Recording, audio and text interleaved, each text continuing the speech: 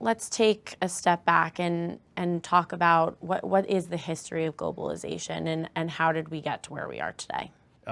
There has been multi-decades of a trend towards more globalization and a strong view that globalization is better. And it was also marked by very little geopolitical conflict. But all that started to change, I think, about 5 years ago. And it's easy to blame that change on the pandemic. And the pandemic clearly accelerated a bunch of trends that were in place. And now in 2022, you're really seeing those manifest themselves in a deglobalization environment. And that has a lot of implications for what the world looks like today, as well as how we invest in it. So where does that leave us? What does the new normal look like from here? You are not going to see increasing globalization. You're going to see modestly decreasing globalization. It's not as if the light switch got turned off, but the hue has changed a little bit. And that has big implications in a lot of different ways. One, markets are going to start to decouple. Companies are starting to re-onshore or localize supply chains. You're going to have countries do less business with each other.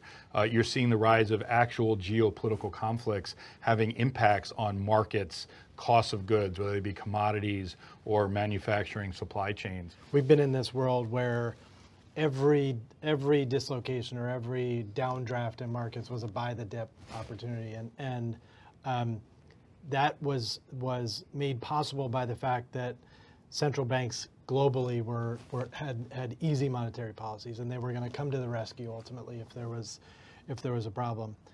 When interest rates are going the other way and tightening, and the central banks are tightening, ultimately we believe that the buy the dip opportunity is over. Right? Mm-hmm. That we are still very much mean reversion investors and tend to look in areas that have underperformed, but you're not going to see these V-shaped bounces in categories in the way that you have in the past.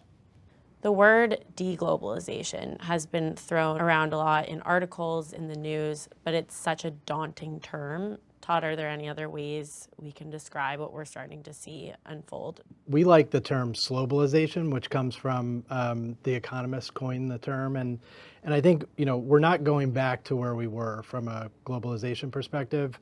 We're not also going to completely reverse course. So we think that the pace of globalization will slow. Different regional blocks will form, and the world will look different than it has in the past. But there'll still be benefits from the world being interconnected, which it will continue to be. So going off of that, what are the investment implications? How do we position ourselves accordingly as a firm? I think the first, and most important impact is from an asset allocation perspective.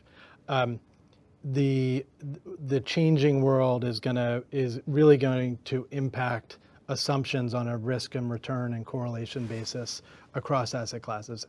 And we've been in a world where the past has been reasonably indicative of what the future will be. That's not the case anymore. Diversification, we think, will continue to be very important, and even more important than it's been over the last 10, 15 years. And one of the things that I think will really help diversified portfolios is correlations going down over time.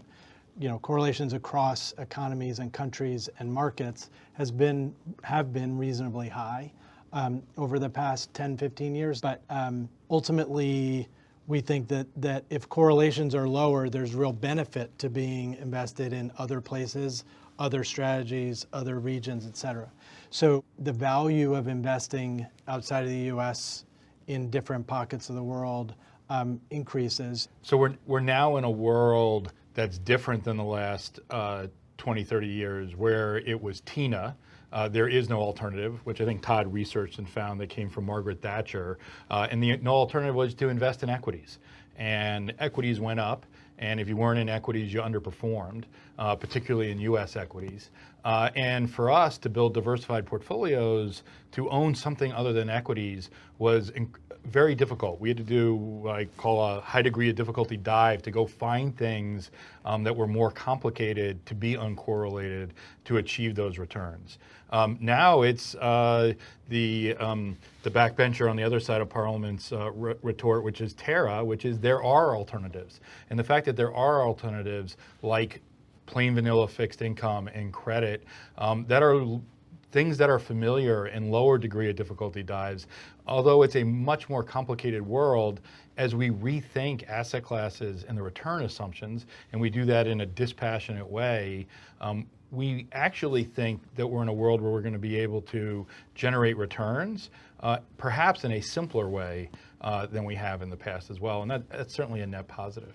You mentioned reshoring and the creation of potential regional blocks. What kind of businesses might benefit from those types of changes, and how do we have exposure to that in our portfolios? I think, from a domestic supply chain perspective in the U.S., there are the recent government policies in terms of the infrastructure bill and the CHIPS Act create a lot of really interesting investments in infrastructure and in technology, having investments in the green energy revolution and ultimately minerals here in the US that are domestically sourced that go into every electric vehicle battery. If we can invest in those types of things, that we can do really well. Is there anything today that is no longer investable that we have been focused on in the past? 20 years ago, 30 years ago, Russia was imminently investable. People made fortunes investing in Russia and Eastern Europe. That's clearly uninvestable today, but Russia and Eastern Europe has been uninvestable for us for 20 plus years. The real question is China, and is that investable or not? From our perspective, the answer is yes, but it's yes with a bunch of caveats. One, things can change and they can change quickly. So you've got to only be able to invest in things that are liquid. You've got to be able to invest in managers that are nimble and are macro informed, right? So that means no private equity, no real estate in China. It means managers that are particularly active, not just taking advantage of what's a very large, very diverse market that has enormous alpha opportunities, both long and short, which is why we like it and still think it's investable today, but that might change. And being able to change your positioning based on their COVID zero policy, based on their trade policy, based on their geopolitical positioning and how antagonistic that is or isn't towards the US or other countries makes a big difference. And so you've got to be able to vote with your feet and think when it is uninvestable to be able to get out. There are clearly a variety of investment opportunities that we can be taking advantage of with this new, less connected world. Are there also a set of new risks that we need to be considering on a day-to-day basis? Again, I think the biggest risk is time frame, that the world is changing. To think you've got a lot of confidence on what some regime's going to do, what the outcome of some geopolitical conflict's going to be, is an edge that we don't have and we don't think any manager has. So if you're going to invest anywhere where there are additional risks on capital flows, additional risks on potential conflicts, on being able to source in your supply chain, they're all off limits if you are doing them in any kind of illiquid form. Even if the world doesn't significantly decouple, isn't this concept of deglobalization or slowbalization a bad thing? Hasn't a globalized world been a net positive for everyone? On a global basis, the world becoming a more efficient place, the global economy benefited, right? And there were lots of winners, but there were also lots of losers. And the losers could have been at a country level, it could have been within countries. And that's some of why we are where we are today, right? The contingencies of people and countries that were losers weren't happy about it, and ultimately, that is a big part of the rise in nationalism in lots of different countries, and drove what's happening right now. So The same thing will be the case going forward. There are going to be winners and losers. I think net on a global economy basis, it's probably a little worse. More inflation, lower global growth on average versus the past. But on a country by country basis, it'll be very different. And ultimately within different countries, it probably helps a lot of the people that have been hurt over the last 15, 20, 25 years. Yeah, I think you need to differentiate from, is it good or bad for people versus what does it mean for us as investors? I mean, I almost think it's sort of like, what do I think about politics versus what does the election mean to our investment portfolios? The world we were in was a world where there was very little volatility, where everything was very correlated. And at the end of the day, in that environment, trying to add value over and above traditional asset classes is a challenge, right? Right. It was a world where capital was free, inflation was low, the Fed or the central bank was your friend because whenever there was a problem, they were there to help out.